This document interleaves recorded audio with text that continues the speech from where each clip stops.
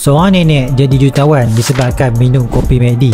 Cerita bermula seorang nenek yang berusia lebih kurang 72 tahun yang bernama Stella Liebeck ni. Dia satu hari dia nak minum kopi McD. So dia pun pilah ke McD dan beli melalui drive-thru dia. So bila dia dah beli kopi tu, dia nak campur kopi tu dengan krema dan gula. Dalam kereta time tu tempat yang paling stabil sekali celah kangkang dia lah nak letak.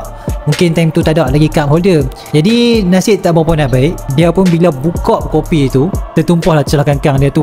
Dengan keadaan kopi yang panas macam tu, mengelupak lah jawab dia. So Stella dikejarkan ke hospital dan doktor sahkan yang kulit Stella melecok tahap 3. Jadi Stella terpaksa mendapatkan rawatan di hospital selama lebih kurang 1 tahun. Dan setelah keadaan dia pun agak stabil, dia pun buatlah tuntutan claim dekat McD. Dia nak claim lah dia punya kos rawatan dia di hospital tu.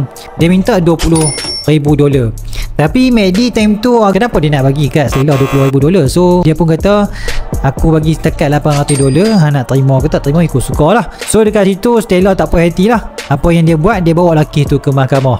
Ketika tu ramailah media wartawan heboh lah mengatakan sebabkan kopi panas tu je pun nak bawa kes sampai ke mahkamah. Lepas tu pakat duk gelak dekat dia lah. Tapi mahkamah mendedahkan kecederaan yang dialami oleh Stella tu sangat serius dan masing-masing pakat diam lah. Tapi yang paling penting sekali, Stella menang kes tu dan mendapat ganti rugi daripada McD dengan bernilai $2.7 juta. Bila dia tengok balik, rupanya kes melecok ni bukan Liebeck seorang saja yang terjadi. Dalam tempoh 10 tahun tu, seramai 700 orang yang dah kena isu yang sama dan McD terpaksa membayar ganti rugi sebanyak $500,000 dalam masa tempoh 10 tahun macam tu.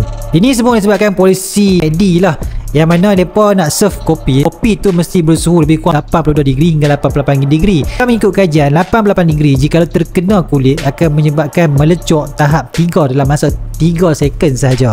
Tapi itulah dengan isu boykot sekarang ni, kalau nak minum kopi ni, saya rasa banyak lagi option tempat-tempat kafe-kafe kat Malaysia ni, independent cafe dan macam-macam tempat lagi untuk minum kopi. Tapi janganlah pula sampai hampa pergi beli kopi McD dan hampa ulang benda yang sama yang Stella buat, kononnya nak claim nanti rugi. Saya takut melecok saja lah kot nanti, apa pun tak dapat. Dan untuk cafe owner pula, saya rasa hampa boleh invest sikit lah untuk beli termometer yang macam ni untuk pastikan kopi hampa tak terlalu panas dan menyebabkan hampa kena saman.